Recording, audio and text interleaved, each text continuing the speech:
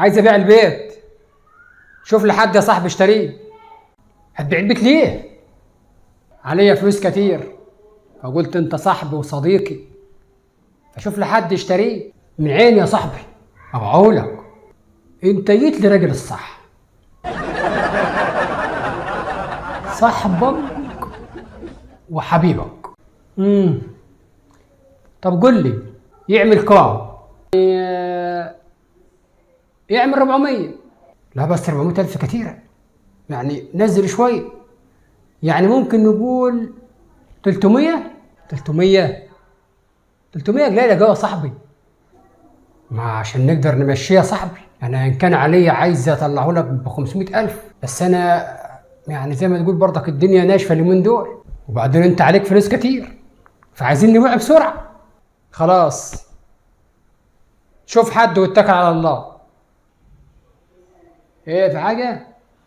طب جاي انا لحظة وجاي يا صاحبي، خد راحتك. لا ماشي، روح انت يا صاحبي، اتفضل. يا عبد الله، ما اقول لك ايه، في بيت قدامي يعمل 500,000 جنيه.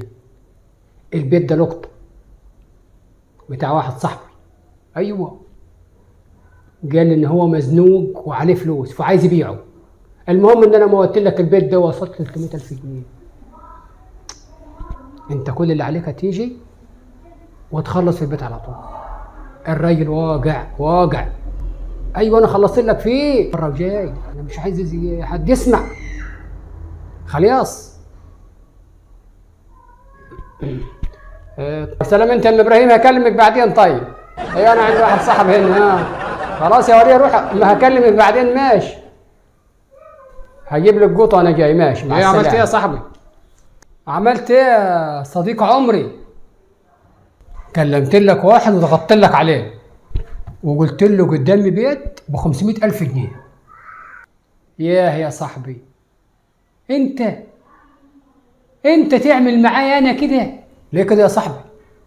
طب وانا عملت معاك ايه؟